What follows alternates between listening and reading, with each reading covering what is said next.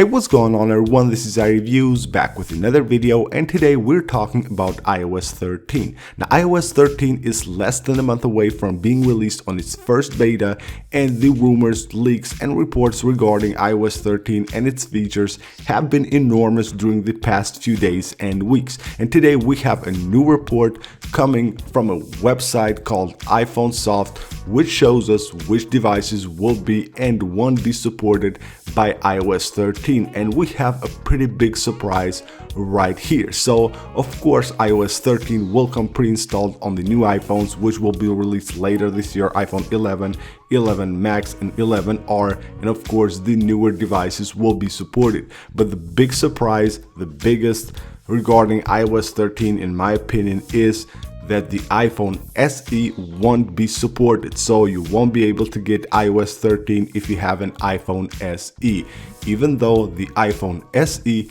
has been released in 2016. I don't know why Apple did this, because like older devices like the iPhone 6s will have iOS 13, and that was released a year before iPhone SE. That was released in 2015, while the SE, which was released in 2016, won't be supported and won't be able to have iOS 13. So that's really strange for Apple doing that. And of course the iPhone 5s also won't be supported, and also the iPhone 6 and the 6 Plus won't be supported. So the older devices that will be supported are the iPhone 6s and the 6s Plus. They are the oldest devices that will be supported by iOS 13. Also, iOS 13 won't be available for the iPad Air and the iPad Mini 2.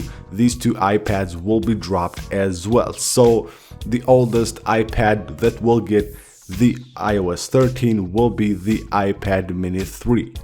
So basically these are the devices that will and won't be supported by iOS 13. So going to the iPhones, once again the oldest one will be the iPhone 6s, 6s Plus of course, and then the 7, the iPhone 8, the iPhone X, XR, XS and the XS Max. These are the only iPhones that will be supported by iOS 13. Of course, I will leave a link to this article if you want to see the full list of iPhones and iPads that will and won't be supported by iOS 13. So that's pretty much it for this video, guys. This is a quick update here on the supported devices of iOS 13. Hopefully iOS 13 will bring a lot of changes and new stuff to iOS, make it a little bit more exciting. That's it. Thank you guys for watching, and I'll see you on the next one.